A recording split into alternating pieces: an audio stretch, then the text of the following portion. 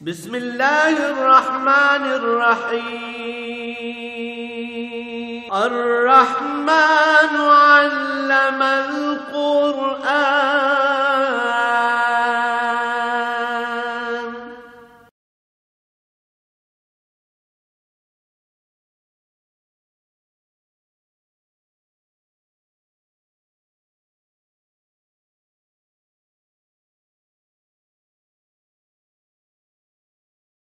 الحمد لله رب العالمين والصلاة والسلام على حبيبه محمد وآله وصحبه أجمعين. أعوذ بالله من الشيطان الرجيم. بسم الله الرحمن الرحيم. ألم تر أن أرسلنا الشياطين على الكافرين تعزهم عزا فلا تعجل عليهم إنما نعد لهم عدا يوم نحشر المتقين إلى الرحمن وفدا ونسوق المجرمين إلى جهنم وردا لا يملكون الشفاعة إلا من اتخذ عند الرحمن عهدا. اللهم سبحانك لا علم لنا إلا ما علمتنا إنك أنت العليم الحكيم. رب اشرح لي صدري ويسر لي أمري واحلل عقدة من لساني يفقهوا قولي. مولاي صل وسلم دائما ابدا على حبيبك خير الخلق كلهم.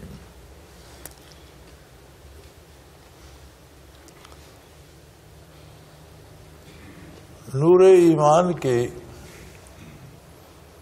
سب سے بڑی برکت یہ ہے کہ اللہ کریم شیاطین سے حفاظت فرماتے.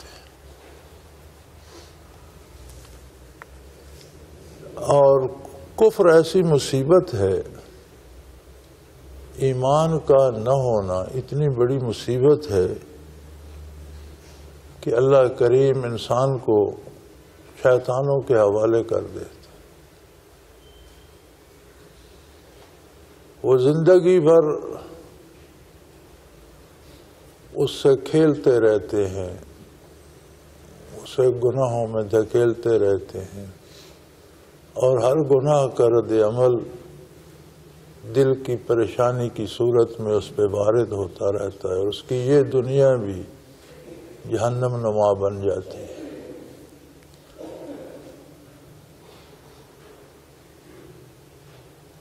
سو فرمایا کہ آپ دیکھتے ہیں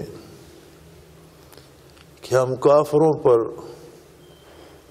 شیطانوں کو مسلط کر دیتے ہیں یا چھوڑ دیتے ہیں. تعزهم عزا،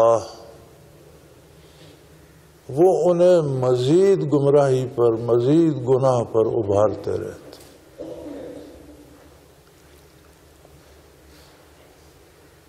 اور یہ بہت بڑی بدنصیبی ہے. یعنی کفر کی یہی مصیبت ایک کافی ہے کہ آخرت کا مدار بھی اس چند روزہ زندگی پر ہے. نور ایمان سے اللہ کریم بندے کی حفاظت فرماتے ہیں، گناہوں سے بچتا ہے، نیک اعمال کرتا ہے، اور نیکی کا صلہ اس دنیا میں بھی سکون قلب، اطمینان اور آرام سے بسر ہوتی ہے، اور آخرت میں بھی سرخروئی نصیب ہوتی ہے. کفر ایسی مصیبت ہے کہ کافروں پر شیطانوں کو ڈھیل دے دی جاتی ہے، وہ ان پر مسلط ہو جاتے ہیں اور مزید برائی پر ابھارتے رہتے ہیں. لہذا فلا تعجل علیہم، فرمایا جلدی کی ضرورت نہیں ہے. انسان یہ سمجھتا ہے کہ ابھی اس نے یہ غلطی کی ہے، ابھی یہ اسی وقت تباہ ہو جائے. فرمایا ایسا نہیں ہے. انسان کے پاس پہلے ہی بڑی محدود سی مدت ہے، اس کے پاس پہلے ہی گنتی کے دن ہیں. کہاں تک جائے گا؟ تھوڑی سی زندگی ہے، اور اس پر ہمیشہ کی زندگی کا مدار ہے. اگر اس چند روزہ زندگی میں یہ ابدی زندگی کو تباہ کر رہا تو اس سے بڑی اور سزا کیا ہو. لہذا جلدی کی ضرورت نہیں ہے. یقیناً انما نعد لهم عدا، ہم نے دن شمار کر رکھے، ہر بندے کی زندگی کے لمحات گنتی کے ہیں اور عند اللہ شمار ہیں، کوئی اپنی زندگی سے ایک لمحہ زیادہ نہیں جیتا، اسی طرح کوئی ایک لمحہ پہلے بھی نہیں مرتا، جتنی اس کو فرصت ملی ہے، مہلت ملی ہے، وہ تو اللہ کریم نے مہلت دی ہے اور فرمایا وَهَدَيْنَاهُ السَّبِيلَ اما شاکرا و اما کفورا، ہم نے دونوں راستے واضح کر دیے ہیں۔ اب انسان شکر کا، اطاعت کا راستہ اختیار کرنا چاہتا ہے یا ناشکری کا، نافرمانی کا، تو اس کا اختیار اللہ نے انسان کو دیا ہے کہ دونوں میں سے کون سا راستہ چنتا ہے۔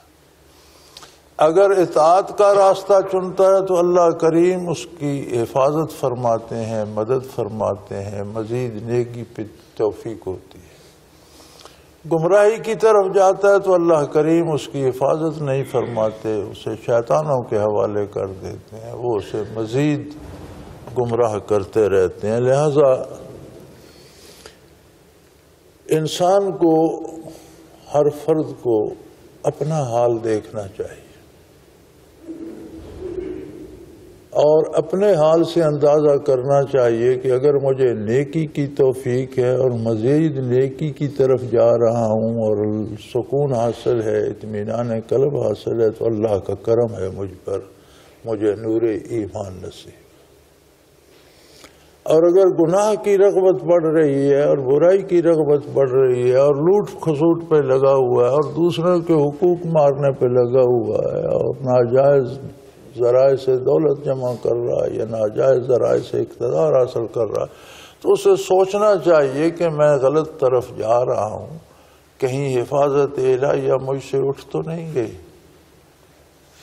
اگر ایسا ہے تو اسے آپ نے ایمان کے بارے سوچنا ہوگا کہ میں دعویٰ تو کرتا ہوں لیکن کیا واقعی ایمان ہے بھی صحیح مجھ میں کہ نہیں؟ کیونکہ ایمان کی دلیل تو یہ ہے کہ اللہ کریم شیطانوں سے حفاظت فرماتے ہیں اور نیکی کی توفیق عطا فرماتے ہیں۔ تو ہم میں سے ہر ایک کو قرآن ایک آئینہ ہے جو ہر ایک کو اس کی اصلیت دکھا دیتا ہے، تو ہمیں ان آیات مبارکہ میں اپنے آپ کو دیکھنا ہے۔ ہماری مصیبت یہ ہے کہ اس طرح کی کوئی آیت ہم کہتے ہیں یہ کافروں کے لیے ہے، کوئی اچھی آیت ہم کہتے ہیں نیکوں کے لیے، خود کو الگ رکھتے ہیں، حالانکہ قرآن کریم ایک ایک فرد کو مخاطب کرتا ہے، ایک ایک فرد سے خطاب کرتا ہے، اور جو تلاوت کر رہا ہوتا ہے قرآن کریم اس سے بات کر رہا ہوتا ہے۔ اور پھر یہی زندگی تو نہیں ہے، ایک وقت آنے والا ہے، ایک دن آنے والا ہے، یوم ناشر المتقین الی الرحمن وفدا، ایک ایسا دن بھی آئے گا کہ جب اللہ کے نیک بندوں کو، متقین، اہل تقوی، میں کئی بار عرض کر چکا ہوں کہ تقوی ایک کیفیت ہے، اردو کا دامن تنگ ہے اور اس کا ترجمہ ڈر لکھ دیا جاتا ہے، لیکن کس بات کا ڈر؟ اللہ کی ناراضگی کا ڈر۔ عمل کرتے وقت، بات کرتے وقت بندے کو یہ خیال آئے کہ میں منہ سے جو لفظ نکالنے لگا ہوں کیا اللہ کریم اس پر راضی ہوں گے یا ناراض ہوں گے؟ یہ جو ناراضگی کا ڈر ہے یہ تقویٰ ہے۔ یہ جو کام میں کرنے لگا ہوں کہیں اس پہ اللہ کریم ناراض تو نہیں ہو جائیں گے، کہیں نبی کریم صلی اللہ علیہ وسلم کے ارشاد کے خلاف تو نہیں میں جا رہا۔ تو جہاں یہ ڈر ہو اسے تقویٰ کہتے ہیں۔ فرمایا اہل تقویٰ کو تو اللہ رحمان بہت بڑے مہربان کی بارگاہ میں بطور مہمان جمع فرمایا جائے گا۔ جب میدان حشر ہوگا، قیامت کا دن ہوگا، تو جن لوگوں نے اللہ کی اطاعت کی، اللہ کے نبی صلی اللہ علیہ وسلم کی اطاعت کی اور تقویٰ اختیار کیا، زندگی اس طرح گزاری کہ اللہ کی ناراضگی سے ڈرتے رہے، بچتے رہے، تو ان لوگوں کو اللہ کی بارگاہ میں اس طرح جمع کیا جائے گا جیسے کوئی مہمان آتے ہیں۔ اب مہمان جس کے ہاں بھی جائے وہ حت المقدور اپنی حیثیت کے مطابق اس کی خدمت کرتا ہے. تو اللہ کریم نے جب اہل تقوی کو بطور مہمان جمع فرمایا تو اس کا مطلب ہے کہ قیامت کا دن بھی ان کی مہمان نوازی کا دن ہوگا، ان کی عزت افزائی کا دن ہوگا، ان پر نعمتوں اور انعامات کی بارش کا دن ہوگا. جبکہ دوسری طرف نسوق المجرمین الی جہنم وردا کہ ان بدکاروں کو جنہوں نے دنیا میں اللہ کی اطاعت نہ کی، اللہ کے نبی کا اتباع چھوڑا اور ہوس دنیا میں عمر ضائع کر دی، ان کو پیاسا جہنم کی طرف ہانکا جائے گا. ہانکا جانا ایسا فعل ہے جس میں ذلت نمایاں ہے کہ کسی کو ذلت سے اور کسی کو تحقیر کے ساتھ کہیں لے جایا جائے اور پیچھے مارنے پیٹنے والے مارتے پیٹتے لے جا رہے ہیں، اسے ہانکنا کہتے. تو فرمایا ان کو جبکہ یہ قیامت کی گرمی میں پیاس سے تڑپ رہے ہوں گے تو اسی پیاس کی حالت میں دوزخ کی طرف ہانکا جائے گا. مارتے پیٹتے ہوئے گھسیٹتے ہوئے فرشتے لے جا رہے ہوں گے. لا یملکون الشفاعۃ الا من اتخذ عند الرحمن عہدا، اور کوئی ان کی سفارش کا بھی اختیار نہیں رہتا. اس لیے کہ اللہ کریم نے کفر اور کافر کی سفارش سے بھی منع فرما دیا، اور اس کے ہاں سفارش بھی اس کی اجازت سے ہوتی ہے. دنیا میں تو یہ ہے نا کہ ہر بندہ منہ اٹھا کے سفارشی بن کے چل دیتا ہے، وہاں یہ نہیں چلتا. اس کی بارگاہ میں اس نے سفارش کی بھی اجازت دی ہے کہ کن کن لوگوں کی سفارش ہو سکتی ہے اور کن کی نہیں ہو سکتی. تو کفار تو اس سے بھی محروم ہے، کفار کا تو کوئی سفارشی بھی نہیں ہوگا، کوئی ان کی طرف سے اللہ کی بارگاہ میں عرض بھی نہیں کرے گا، کیونکہ اس کی بارگاہ اتنی عالی ہے. دنیا میں تو کوئی بااثر بندہ، کوئی صاحب اقتدار، کوئی صاحب مال و منال، کوئی دولت مند، تو وہ لوگ چل پڑتے ہیں جی میری بات کو کون رد کرے گا. وہاں فرمایا وہاں ایسا نہیں ہے. اس کی بارگاہ میں کسی کی کوئی حیثیت نہیں جب تک وہ آپ کسی کو اجازت نہ عطا فرما دے. تو وہاں کوئی ان کا سفارشی بھی نہیں ہوگا. فرمایا ان کے جرائم بھی بڑے ہیں، ان کے کردار میں ایسی ظلمتیں ہیں کہ وہ ناقابل سفارش ہیں. یہی دیکھ لیجئے وقالوا اتخذ الرحمن ولدا، یہ تو کہتے ہیں کہ اللہ رحمان نے کا بیٹا ہے، اللہ کا بیٹا بھی ہے، اللہ نے بیٹا بنا دیا، اللہ کا بیٹا بھی ہے. فرمایا یہ اتنی بڑی جسارت ہے. لقد جئتم شیئا ندا، تم نے بہت انتہائی بری بات کی، حد سے گزر گئے تم لوگ.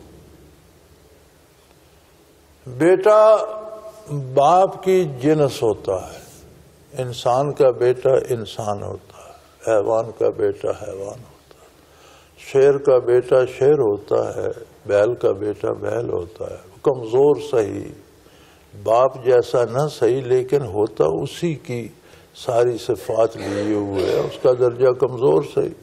انسان کا بیٹا انسان ہوتا ہے، باپ پڑھا لکھا تھا وہ نہ پڑھ گیا ہوگا، باپ آفیسر تھا وہ آفیسر نہ بن سکا ہوگا، کمزور، لیکن انسان تو ہوگا، انسانی خصوصیات تو اس میں ہوں گی. اللہ کریم کا کوئی بیٹا ہوتا تو پھر اللہ واحد لا شریک نہ رہتا، پھر اس بیٹے میں بھی الوہیت کی صفات تو ہوتی. اور یہ کیسے ممکن ہے؟ یہ تو بہت بڑی جسارت ہے جو تم کر رہے ہو. تکاد السماوات یتفطرن منہ وتنشق الارض وتخر الجبال هدا ان دعوا للرحمن ولدا. اگر کوئی زمینوں سے کہے، آسمانوں سے کہے پہاڑوں سے کہے کہ تم یہ دعویٰ کرو کہ اللہ کا بیٹا ہے تو آسمان پھٹ جائیں گے، یہ دعویٰ نہیں کریں گے۔ زمین پھٹ جائے گی، تباہ ہو جائے گی، یہ دعویٰ نہیں کرے گی۔ پہاڑ ٹوٹ کر ریزہ ریزہ ہو جائیں گے، لیکن یہ جرأت نہیں کریں گے کہ وہ یہ کہیں کہ اللہ کا بیٹا ہے۔ یعنی جو غیر مکلف مخلوق ہے وہ بھی مٹ جانا پسند کرے گی، لیکن یہ جرأت نہیں کرے گی کہ وہ کہے اللہ کا بیٹا۔ اس کا مطلب ہے کہ اللہ کی ساری مخلوق میں زندگی بھی ہے اور شعور بھی ہے۔ ہر مخلوق کا شعور اس کی اپنی طرح کا ہے، اس کی حیات اس کی اپنی طرح کی ہے، لیکن اللہ کی بارگاہ میں جیسے میں اور آپ جواب دیں، اسی طرح ساری مخلوق، شجر و حجر، پتھر ہے، پہاڑ ہے، ہر چیز میں اس کی اپنی مطابقت کی زندگی بھی ہے اور شعور بھی ہے۔ آسمانوں میں بھی، زمینوں میں بھی، پہاڑوں میں بھی۔ تو فرمایا اگر کوئی آسمانوں سے کہے کہ تم یہ دعویٰ کرو کہ اللہ کا بیٹا ہے تو وہ پھٹ جانا پسند کریں گے، پھٹ جائیں گے، مٹ جائیں گے، یہ دعویٰ نہیں کریں۔ اگر کوئی زمینوں کو کہے کہ کہو اللہ کا بیٹا ہے تو وہ پھٹ جانا پسند کریں گی، تنشق الارض، زمین شک ہو جائے گی، لیکن یہ دعویٰ نہیں کرے گی۔ وتخر الجبال ہدا، اور پہاڑ ریزہ ریزہ ہو کر گر جائیں گے، لیکن یہ دعویٰ نہیں کریں گے۔ ہر چیز اپنے عمل کا ایک فوری نتیجہ پاتی ہے۔ درخت ہو، سبزہ ہو، زمین ہو، نباتات ہو، جمادات ہوں، آسمان ہو، پہاڑ ہوں، ان کے عمل کا رد عمل فوراً آ جاتا ہے۔ دریا اور ندیاں، فرمایا من شیء الا یسبح بحمدہ، کوئی چیز ایسی نہیں ہے جو اللہ کی تسبیح اور اس کا ذکر نہ کرتی ہو۔ اس کا مطلب یہ ہے کہ کوئی چیز اگر اللہ کا ذکر چھوڑ دے تو فوراً تباہ ہو جاتی۔ دریا، ندیاں، چشمے، سبزہ، فصلیں، درخت، پہاڑ اپنی اپنی زبان میں ذکر کرتے رہتے ہیں۔ اگر دریا ذکر چھوڑ دے، غافل ہو جائے تو سوکھ جاتا ہے، چشمے، ندیاں سوکھ جاتی ہیں، پہاڑ گر جاتے ہیں، چٹانیں شک ہو جاتی ہیں، زمین پھٹ جاتی ہے۔ ان کے عمل کا انہیں مہلت نہیں دی گئی اور انہیں چننے کا اختیار بھی نہیں ہے، انہیں ہر حال اللہ کی تسبیح بیان کرنی ہے۔ اور یہ آیت کریمہ بتاتی ہے کہ ام من شیء، کوئی ایسی چیز ہے ہی نہیں، یعنی جو چیز ذکر چھوڑ دیتی ہے وہ ہوتی نہیں ہے، فنا ہو جاتی۔ یہ تو انسان کو فرصت مل گئی کہ جتنی تجھے دنیا کی زندگی دی ہے اس میں تیرا فیصلہ ہے، جو تو چاہے کر لے، موت کے بعد حساب ہوگا۔ لیکن ایک فوری رد عمل انسانی عمل کا بھی آتا ہے۔ موت کے بعد تو گرفت ہوگی، جزا و سزا ہوگی، لیکن رد عمل ہر عمل کا فوری بھی آتا ہے۔ نیکی کا رد عمل یہ آتا ہے کہ دل کو سکون ملتا ہے، اطمینان ملتا ہے، مزید اللہ کی یاد آتی ہے، مزید اس کے احسانات یاد آتے ہیں۔ برائی کا رد عمل یہ ہوتا ہے فوری کہ مزید برائی کرنے کو دل چاہتا ہے، دل سیاہ ہو جاتا ہے، خوف خدا چلا جاتا ہے، اللہ کی عظمت کا احساس نہیں رہتا، صداقت پیغمبر کا شعور نہیں رہتا، زندگی میں کبھی اللہ کو یاد کرنے کی فرصت نہیں ملتی۔ اور یہ ہر آدمی اپنا حال دیکھ کر جان سکتا ہے کہ میں کس حال میں ہوں، کہاں جا رہا ہوں، کیونکہ آدمی کی اپنی سوچیں تو اس پر عیاں ہوتی ہیں، اپنا کردار، اپنی خواہشات تو اس کے سامنے ہوتی ہیں۔ تو فرمایا یہ کہنا کہ یہودیوں نے کہا عزیر علیہ السلام اللہ کے بیٹے ہیں، عیسائیوں نے دعویٰ کر دیا عیسیٰ علیہ السلام اللہ کے بیٹے ہیں، یہ اتنا بڑا جرم ہے۔ اور اتنی بڑی جرأت اور اتنی بے باکی ہے کہ انہیں تھوڑی سی فرصت ملی اور یہ اتنا بڑا دعویٰ کر بیٹھے، حالانکہ اللہ ان چیزوں سے وراء الورا ہے، اس کی مثل کوئی دوسرا ہو نہیں سکتا۔ اور یہ اتنا بڑا دعویٰ ہے کہ اگر آسمانوں، زمینوں، پہاڑوں کو کہا جائے کہ یہ بات کہو کہ اللہ کا بیٹا ہے، تو وہ پھٹ جانا، تباہ ہو جانا پسند کر لیں گے، یہ دعویٰ نہیں کریں گے۔ وما ينبغي للرحمن يتخذ ولدا، اور اللہ کی شان اس سے بہت بلند ہے کہ اس کا کوئی بیٹا ہو، کیونکہ بیٹا بھی تو باپ کی قسم سے ہوتا ہے، باپ کے اوصاف کا حامل ہوتا ہے، تو اللہ کا بیٹا بھی تو الہ ہونا چاہیے، معبود ہونا چاہیے، اس میں خصوصیات ہونی چاہیے معبودیت کی، حالانکہ اللہ واحد ہے، لا شریک ہے، بے مثل ہے، بے مثال ہے۔ وہ خالق ہے ساری کائنات کا، لیکن کوئی اس کا خالق نہیں ہے، وہ مالک ہے ساری کائنات کا، لیکن کوئی اس کا مالک نہیں ہے، کوئی اس جیسا دوسرا ہو نہیں سکتا، اس کی ذات، اس کی صفات میں کوئی شریک نہیں ہو سکتا، وہ واحد ہے، لا شریک ہے، بے مثل ہے، بے مثال ہے، اور اس کی شان اس سے بہت بلند ہے کہ کوئی دوسرا اس جیسا ہو یا کوئی اس کا بیٹا کہلائے۔ ان کل من فی السماوات والارض الا اتى الرحمن والعبدا، کوئی، ہر چیز، ہر ذرہ، ہر قسم کی مخلوق جو آسمانوں میں ہے یا زمین میں ہے، کسی طرح کی کوئی مخلوق جو ہے وہ سب اس کے بندے، اس کے مملوک، اس کی مخلوق اور اس کے عبادت کرنے والے، کوئی اس جیسا نہیں ہے، سب اس کے بندے ہیں، سب اس کے غلام ہیں، سب اس کی عبادت کرنے والے ہیں، سب اس کی مخلوق ہیں، اپنے وجود میں بھی، اپنے پیدا ہونے میں بھی، اپنے قائم رہنے میں بھی، اپنے مرنے میں بھی، مر کے جینے میں بھی، ہر کام میں اس کی قدرت کاملہ کے سب محتاج، اور سب اس کے غلام ہیں، وہ مالک ہے۔ انسان ہو یا کوئی کسی طرح کی مخلوق، ملائکہ ہوں، فرشتے ہوں، آسمان ہوں، عرش ہوں، ساری مخلوق اس کی غلام، اس کی تابعدار اور اس کے حکم کی بندہ ہے، اور سب اس کی بارگاہ میں غلام ہو کر حاضر ہوں گے۔ لقد احصاہم وعدہم عدا،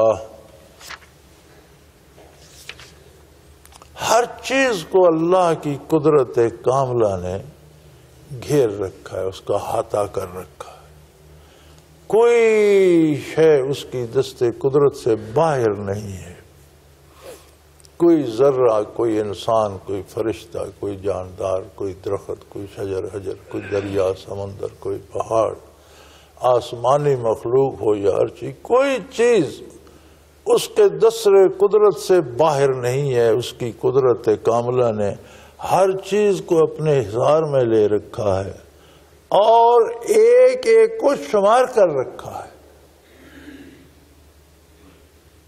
وہ ہر ذرے کے اندر کیا ہے اس کو بھی شمار کر رکھا ہے، اس نے ذرات کو بھی شمار کر رکھا ہے، اور ذرات کی جو کچھ اندر ہے ان کا خالق بھی وہی ہے، وہ انہیں جانتا ہے، اس نے انہیں بھی شمار کر رکھا ہے۔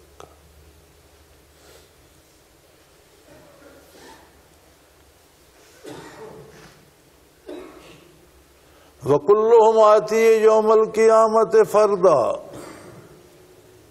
اور ساری مخلوق روز محشر تنہا اس کی بارگاہ میں حاضر ہوگی، ہر ایک کو سب سے پہلے اپنا جواب دینا ہوگا۔ یہ لاؤ لشکر، یہ فوجیں، یہ طاقت، یہ خزانے، یہ حکومتیں، یہ اقتدار، یہ دولتیں، یہ نوکر چاکر، یہ محلات، یہ گاڑیاں، یہ سامان، کچھ ساتھ نہیں ہوگا۔ فرد کی ذات ہوگی اور اللہ کی بارگاہ ہوگی۔ ہر ایک کو فردن فردن اکیلے اکیلے اس کی بارگاہ میں حاضر ہونا ہوگا۔ ہاں یہ بات ہے، کچھ لوگوں سے کچھ لوگ محبت کرنے والے ہوں گے۔ بار الہ عجیب بات ہے، ساری کائنات کا ہر ذرہ تنے تنہا اپنی اپنی جواب دہی کو حاضر ہوگا، تو یہ کون لوگ ہیں جن کے ساتھ کچھ ان کے چاہنے والے بھی ہوں گے، کوئی محبت کرنے والے بھی ہوں گے؟ یہ کیا عجیب تماشا ہے۔ فرمایا ان الذین آمنوا وعملوا الصالحات سیجعل لهم الرحمن ودا۔ محبت کا نام بہت سنا ہم نے، محبت کے بارے بہت کچھ پڑھا ہم نے، محبت پر بہت کچھ لکھا گیا، بڑا ادب لکھا گیا محبت کے بارے، بڑی شاعری کی گئی محبت کے بارے، بڑی تشریحات کی گئیں لوگوں نے اپنے اپنے انداز سے کہ محبت کیا ہے اور محبت کیا ہوتی ہے اور اس کے کیا نتائج ہیں، لیکن کوئی یہ نہ کہہ سکا کہ جو میں کہہ رہا ہوں یہی محبت ہے۔ یعنی حتمی بات کا مدعی کوئی بھی نہیں، کوئی یہ دعویٰ نہیں کرتا کہ جو میں کہتا ہوں، جو تشریح میں نے محبت کی ہے یہی محبت ہے۔ اللہ کریم فرماتے ہیں محبت کیا ہے، اور یہ حتمی تشریح ہے، صحیح ترین بات ہے۔ فرمایا جو لوگ جن کو ایمان نصیب ہوتا ہے اور وہ ایمان کے مطابق نیک اعمال بھی کرتے ہیں۔ قرآن کریم کا یہ بڑا خوبصورت انداز ہے، جہاں ایمان کی بات کرتا ہے ساتھ عمل صالح کی بات کرتا ہے۔ آمنوا وعملوا الصالحات، ایمان کی شرح یہ ہے کہ اس کے اعمال صالح ہو جائیں۔ دعویٰ کرتا ہے مومن ہونے کا، مسلمان ہونے کا، ایماندار ہونے کا، اور کردار صحیح نہیں ہے تو اس دعوے کا اعتبار نہیں ہے۔ یہ کون سا ایمان ہے جو اطاعت پیغمبر پہ مجبور نہیں کرتا؟ اسے کیسے ایمان کہا جائے؟ ایمان یقین کی ایک انتہائی کیفیت ہوتی ہے، کسی بات پہ پختہ یقین اور انتہائی اعلیٰ درجے کا یقین کرنا۔ تو حضور اکرم صلی اللہ علیہ وسلم کی دعوت پہ، اللہ کی عظمت پہ، قرآن کی حقانیت پہ، حضور اکرم صلی اللہ علیہ وسلم کی رسالت اور آپ کی شان پہ پختہ یقین کر لینا کہ واقعی یہ سب کچھ سچ ہے، یہ ایمان ہے۔ اور یہ سب کچھ سچ ہے تو پھر اگر اسے ہم سچ مانتے ہیں تو ہماری زندگی اس کے مخالف کیوں ہے، ہمارا کردار اس کے خلاف کیوں ہے؟ اس کا مطلب ہے کہ یقین میں کسی حد تک کمی ہے۔ جیسے سنی سنائی بات ہوتی ہے، آپ کو کوئی ایک گلاس پانی کا دے اور حتمی یقینی بتا دے کہ اس میں زہر ہے، اور آپ کو اس کی بات پہ یقین بھی آ جائے، تو کیا پھر آپ اسے چکھنا گوارا کریں گے؟ پینا تو دور کی بات ہے، اسے کوئی چکھے گا بھی نہیں کہ جب وہ بتا رہا ہے اس میں زہر ہے تو میں کیوں چکھوں؟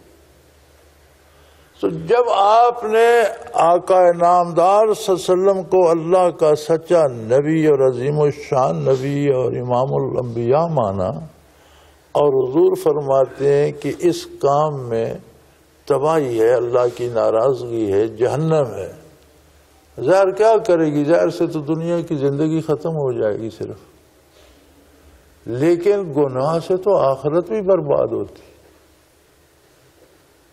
اور آپ کہتے ہیں میرا ایمان ہے، اور آپ وہ گناہ بے دھڑک کرتے ہیں، کوئی آپ کو حیا نہیں آتی، تو پھر آپ کو یہ سوچنا پڑے گا، اگر ہم ایسا کرتے ہیں تو ہمیں یہ سوچنا پڑے گا کہ کیا میرا ایمان ہے؟ یہی قید یہاں قرآن کریم، اور جہاں ایمان کا ذکر آتا ہے ساتھ عمل صالح کی قید آ جاتی ہے۔ ان الذین آمنوا وعملوا الصالحات جن لوگوں نے مانا مجھے، میرے نبی کو، میرے دین کو، میرے کتاب کو، آخرت کو، اور انہوں نے اپنے اعمال کی اصلاح کر لی، نیک اعمال کیے، سَيَجْعَلُ لَهُمُ الرَّحْمَنُ وُدًّا، ان کے دلوں میں جن میں نور ایمان اور عمل صالح ہوگا، ان کے دلوں میں ایک دوسرے کے لیے محبت پیدا کر دیں۔ محبت کیا ہے؟ وہ رشتہ جو عظمت الہی اور صداقت پیغمبر پہ متفق ہو کر ایک دوسرے کے ساتھ مشترک ہو جائے گا، وہ رشتہ محبت ہے۔ باقی اغراض ہیں، محبتیں نہیں ہیں۔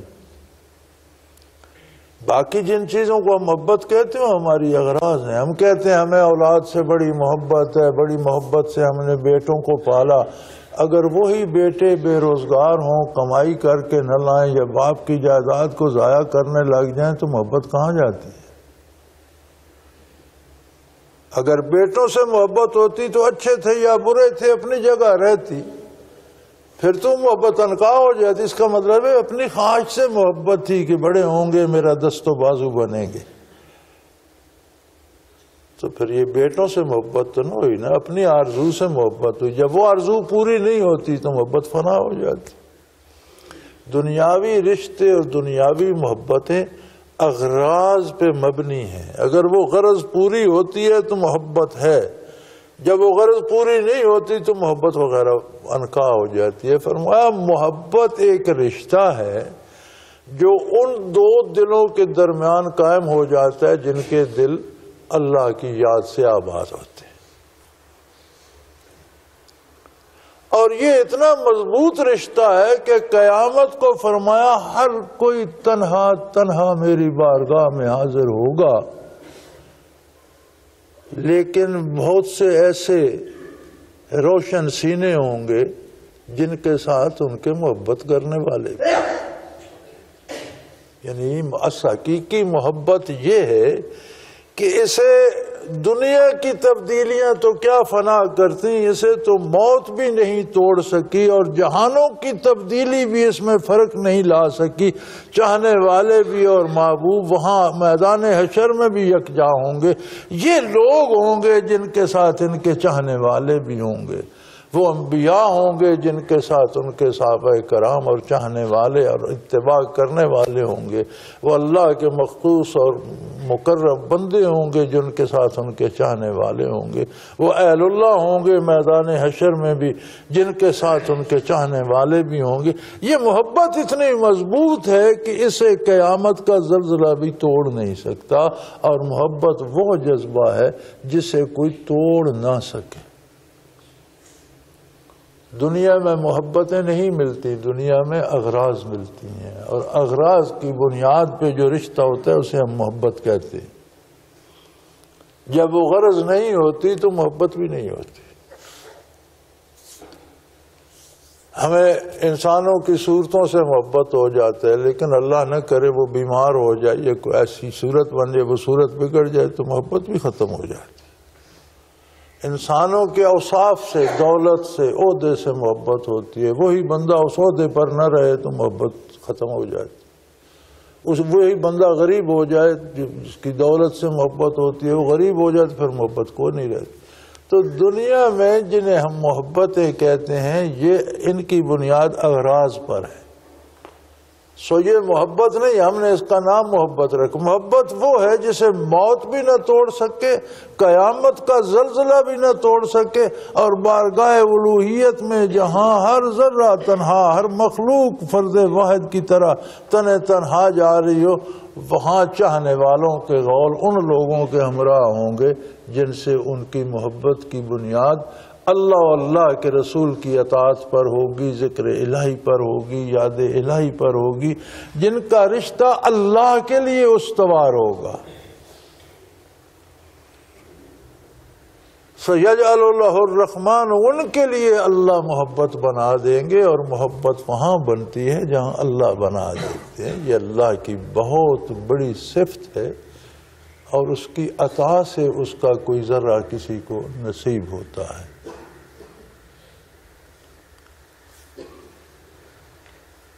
تو محبت کیا ہے؟ جو اللہ کے لیے اپنے حبیب صلی اللہ علیہ وسلم محمد الرسول اللہ سے، جو اللہ کے لیے صحابہ کبار سے، تابعین تبع تابعین سے، جو محبت اللہ کے لیے اہل اللہ سے ہو جاتی ہے، جن سے ہم نور ایمان کا اکتساب کرتے ہیں اور ہمارے اعمال صالح ہو جاتے ہیں۔ یہ روایتی پیروں سے نہیں جو خود بھی دین سے دور ہیں اور دوسروں کو بھی گمراہ کرتے ہیں۔ یہ بھی محبتیں غرضوں کی ہوتی ہیں، جی وہاں جائیں گے تو یہ مل جائے گا، جب نہیں ملتا تو میں نے مریدوں کو پیروں کو گالیاں دیتے بھی دیکھا ہے، اتنا عرصہ ہو گیا دھکے کھاتے، ہمارا تو کچھ نہیں ہوا۔ تو محبت وہ ہے، ایک جذبہ ہے انتہائی قیمتی جو اللہ کریم عطا فرماتے ہیں، جو رشتہ اللہ کے لیے، اللہ کے رسول کے لیے، اللہ کے نبی کے اتباع کے لیے، نیکی کے لیے دو نیک دلوں میں بنتا ہے، وہ محبت ہوتی ہے۔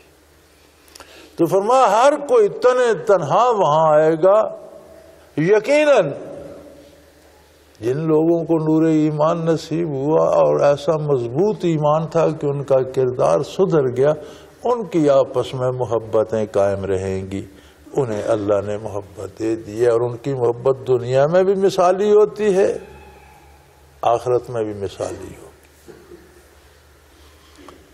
فَإِنَّمَا يَسَّرْنَاهُ بِلِسَانِكَ لِتُبَشِّرَ بِهِ الْمُتَّقِينَ وَتُنذِرَ بِهِ قَوْمًا لُدًّا۔ ہم نے اس کتاب کو، اس قرآن کریم کو آپ صلی اللہ علیہ وسلم کی زبان مبارک پر آسان کر دیا ہے۔ فَإِنَّمَا يَسَّرْنَاهُ بِلِسَانِكَ، قرآن کریم انسانی شعور، انسانی ذہن، انسانی عقل، انسانی خرد، اس سے بہت ماورا ہے کہ یہ خالق کا کلام، انسانی ذہن مخلوق ہے، خالق کا کلام خالق کی صفت ہے۔ تو مخلوق جس طرح ذات الہی کا، مخلوق جس طرح خالق کا احاطہ نہیں کر سکتی، اسی طرح اس کی صفات کا بھی احاطہ نہیں کر سکتی۔ تو قرآن انسان کی سمجھ میں آنے والی بات نہیں ہے، بہت بلند ہے، بہت ورا ہے۔ تو یا اللہ، یہ اگر تیری صفت ہے، اور یقیناً تیری صفت ہے، تیرا کلام ہے ذاتی، انسانی عقل مخلوق ہے، محدود ہے، اس میں آنے والا سمانے والا نہیں، تو پھر اس کا فائدہ کیا؟ فرمایا ہم نے محمد الرسول صلی اللہ علیہ وسلم کی زبان پاک پر اسے آسان کر دیا۔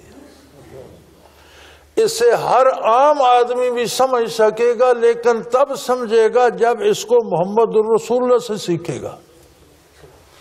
از خود کوئی بڑے سے بڑا محقق بھی، بڑے سے بڑا پڑھا لکھا بھی جب اس پر تحقیق کرنے بیٹھے گا تو ہے یہ کتاب ہدایت، لیکن وہ گمراہ ہو جائے گا۔ اور تاریخ اس بات کی گواہ ہے کہ کفار نے، جنہیں مستشرق کہتے ہیں، وہ کافر، وہ اہل مغرب جنہوں نے دینی علوم پر تحقیق کا بیڑا اٹھایا اور بڑی محنت کی، عربی سیکھی، زبانیں سیکھیں، پھر مختلف کتابیں مختلف زبانوں میں پڑھی اور قرآن کو سمجھنے کی کوشش کی، عجیب بات ہے انہیں قرآن میں صرف قرآن پر اعتراض نظر آیا۔ کیا یہ عجیب بات نہیں ہے کہ ان کی مادری زبان انگریزی تھی، انہوں نے پھر عربی سیکھی، اس کی موشگافیاں، عربی بڑی وسیع زبان ہے، اور اس کو سمجھنے کے لیے کو 17 فنون ایجاد ہوئے۔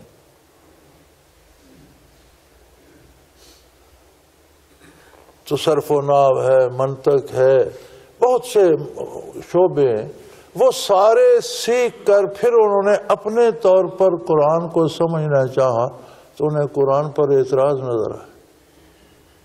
تو پھر یہ سمجھ کیسے آتا ہے؟ فرمایا انما یسرنا، ہم نے اسے بڑا سہل کر دیا۔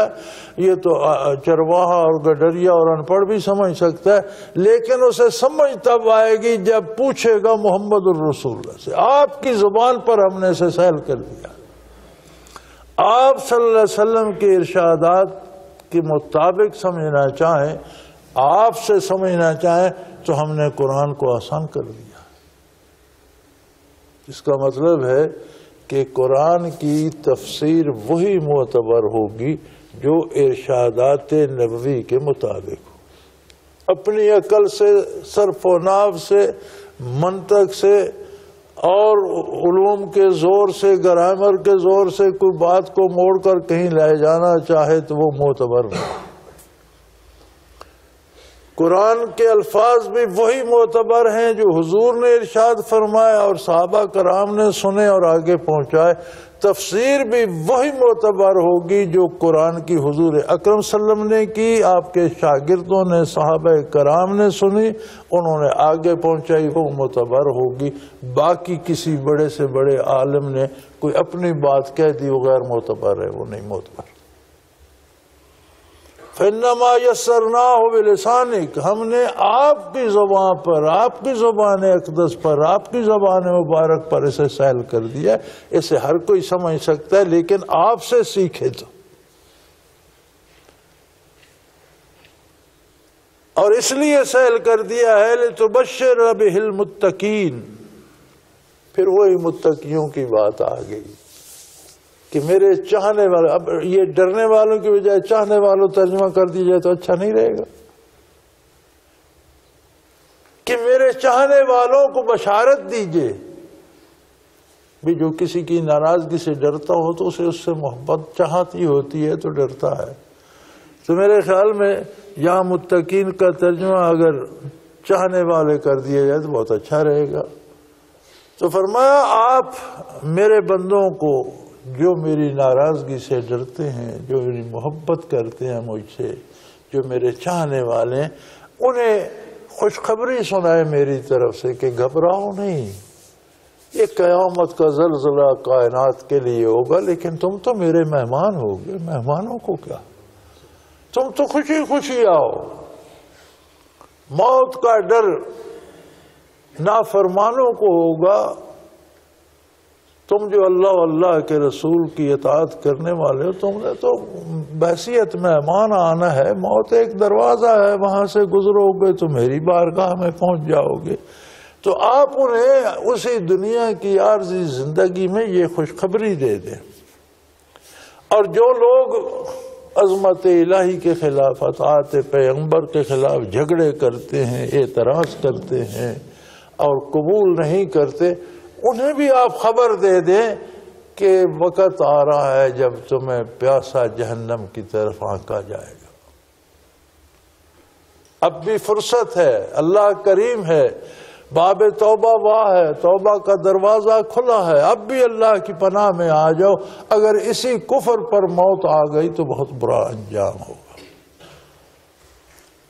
اور جس دنیا پہ تم نازاں ہو، جن حکومتوں پہ تمہیں ناز ہے، جس اقتدار و اختیار پہ تمہیں ناز ہے، جس مال و دولت امارت پہ ناز ہے، جس اپنی انا پہ تمہیں ناز ہے، بعض لوگ کنگال بھی ہیں لیکن ان میں عجیب سی انا ہے، وہ اللہ کے سامنے بھی نہیں جھکنا چاہتے۔ فرمایا یہ ساری چیزیں فنا ہو جائیں گی، اور اس کی شہادت یہ ہے وَكَمْ أَهْلَكْنَا قَبْلَهُمْ مِنْ قَرْنٍ، کتنے گروہوں کو، کتنی قوموں کو، کتنے بڑے بڑے حکمرانوں کو، کتنی بڑی بڑی سلطنتوں کو ہم نے تباہ کر دیا۔ هَلْ تَحِسُّ مِنْهُمْ مِنْ أَحَدٍ، اب ان میں سے کسی کو آپ نے کبھی محسوس کیا ہے؟ دیکھتے ہیں کہیں بابر بادشاہ ہو، کہیں اکبر بادشاہ کھڑا ہو، کہیں کوئی مہاراجہ کھڑا ہو، کہیں کوئی ہندو بادشاہ کھڑا ہو، کہیں کوئی عیسائی بادشاہ، کسی کی کوئی خبر، کوئی بات، کوئی نظر کہیں کو آتا ہے؟ حل تحس منہم من احد او تسمع لهم رکزا، یا کسی کی کوئی سرگوشی بھی سنائی دیتی؟ گئے فنا کی وادیوں میں اتر گئے، سلطنتیں بھی تباہ ہو گئیں اور مال و دولت بھی چلا گیا اور حکومتیں بھی چلی گئیں۔ تو یہ دنیا کی دولت پہ اکڑ کر تم اللہ کی نافرمانی کرتے ہو، یہ تو سب چیزیں فنا ہو جائیں گی، تمہارے پاس کچھ نہیں بچے گا۔ اگر رہے گی تو وہ محبت جو تمہیں اللہ سے ہوگی، اللہ کے رسول سے ہوگی، اللہ کے دین سے ہوگی۔ جس کو آج تم ٹھکرا رہے ہو یہ باقی رہنے والی چیز ہے، اور جن چیزوں سے تم چمٹ رہے ہو وہ اس کے تاریخ گواہ ہے کہ تم سے زیادہ بڑے لوگ اس پہ گزر گئے، اور آج کسی کی کوئی سرگوشی بھی سنائی نہیں دیتی۔ وآخر دعوانا ان الحمدللہ رب العالمین۔ اللہ اللہ اللہ اللہ اللہ اللہ اللہ اللہ۔ حضرت امیر محمد اکرم آوان مد ذلہ العالی دارالعرفان منارہ ضلع چکوال میں سالہ سال سے قرآن و حدیث کے اوپر خطابات کر رہے ہیں اور سلسلہ نقشبندیہ اویسیہ کے مطابق لوگوں کو ذکر الہی کی تربیت دے رہے ہیں۔ وہ قرآن پاک کی تفسیر ترتیب وار بیان کر رہے ہیں۔ تفسیر قرآن کو وہ موجودہ ملکی اور بین الاقوامی حالات کے مطابق بیان کرتے ہیں۔ موٹر وے سے کلر کہار کے انٹرچینج سے نکلتے ہوئے کلر کہار کی جھیل سے ہوتے ہوئے میانی، بوچھال اور نور پور سے گزرتے ہوئے دارالعرفان منارہ پہنچ سکتے ہیں۔ حضرت امیر محمد اکرم آوان نے بچیوں اور بچوں کی دینی اور دنیاوی تعلیم کے لیے سقارہ اکیڈمی کے نام سے ایک درسگاہ بھی قائم کی ہے، جس کا افتتاح ملک پاکستان کے صدر جنرل محمد ضیاء الحق نے اپنے دست مبارک سے کیا تھا۔ وہ تمام احباب جو اسلام کی طلب رکھتے ہیں ان سے گزارش ہے کہ دارالعرفان منارہ ضلع چکوال میں امیر محمد اکرم آوان صاحب کے خطابات سے مستفید ہوں۔